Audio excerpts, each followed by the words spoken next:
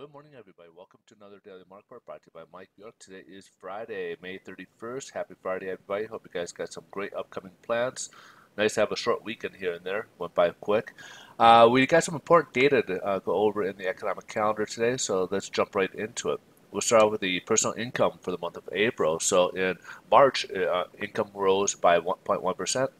However, for April, it was forecast about 0.3% increase and actually exceeded that to 0.5%. So people are making a lot more money in April, which is obviously a good sign. People of making more money. However, on the consumer spending side of things, we had a 1.1% increase in the month of March, which is a great increase. However, it dropped 0.2%, or forecast were calling for 0.2% for April, and it came in a little bit higher at 0.3%, but obviously much lower than 1.1%, and still not quite as high as the personal income, so they're not spending as much. Now we get the inflation data here.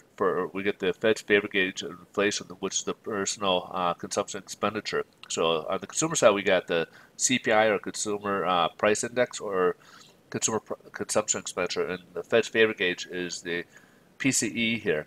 And this went up 0.2% in March. Forecasters calling for 0.2% in April, and it exceeded that to 0.3%. So year over year, it went up from 1.4 to 1.5. And then we get what they call the core PCE, or the core inflation. This is what the Fed really looks at and what considers it. This basically removes the food and energy from the equation, which is a variable that cannot be controlled.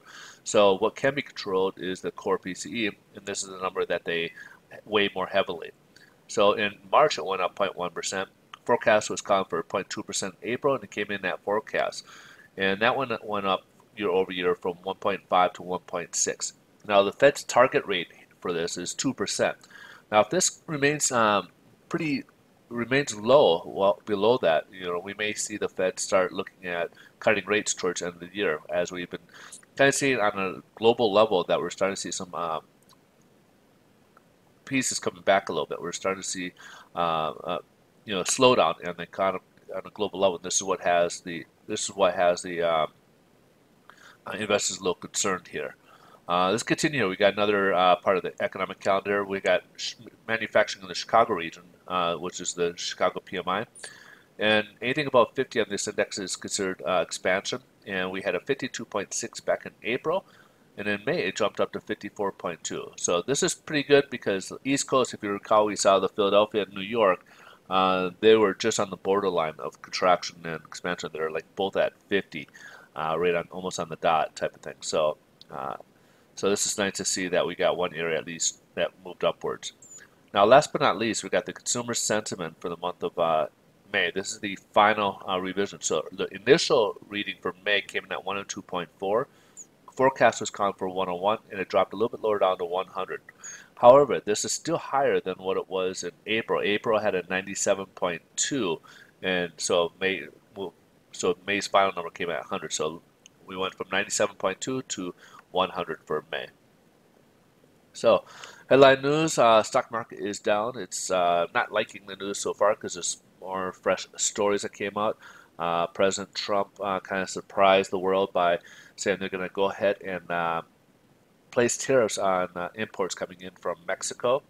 A lot of, especially the auto industry is going to get hit as they have plants down there. He's going to raise it by 5%, and basically it's a tactic to get the Mexican government to step in and help with the influx of the illegal entry into the U.S.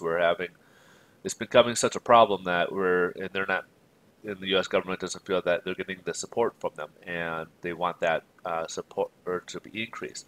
So if it continues or persists, he's going to raise it 5% every subsequent month, up until 25% if this continues. So this is kind of shocked everybody, and it was announced.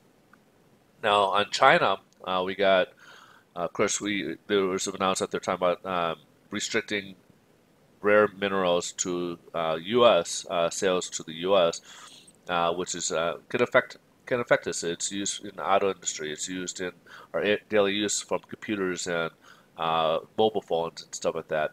But I guess there's another report that they're coming in with some more hardline items here that they might be releasing. Of course, they're taking exception that we're placing Huawei and some other Chinese companies on this basic blacklist. It's an entity corporation, uh, so they're going to go ahead and working up devising a plan to come released soon regards to that. Also in China, there was a report that came out the manufacturing dropped again, so things are slowing down over there, which is obviously not good news for them moving forward here.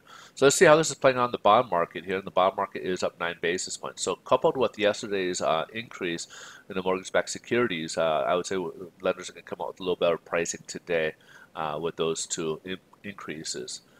As you can see here, the yields have dropped down quite a bit. We're down to 2.17 if you want to round up. So 2.17 we're up, or down to there. We were just at 2.27, I believe, yesterday. So this is also going to concern the investors primarily because this is just inverting the yield curve much wider in terms of which basically is a sign for a recession. So when the long-term rate yields are lower than that of the short-term rates, it typically means that we're going to head into a recession. And in this scenario, it just widens that even further here. All right, folks, that wraps it up. Mortgage rates are a little bit better today, which is a good sign for most people who are in that market.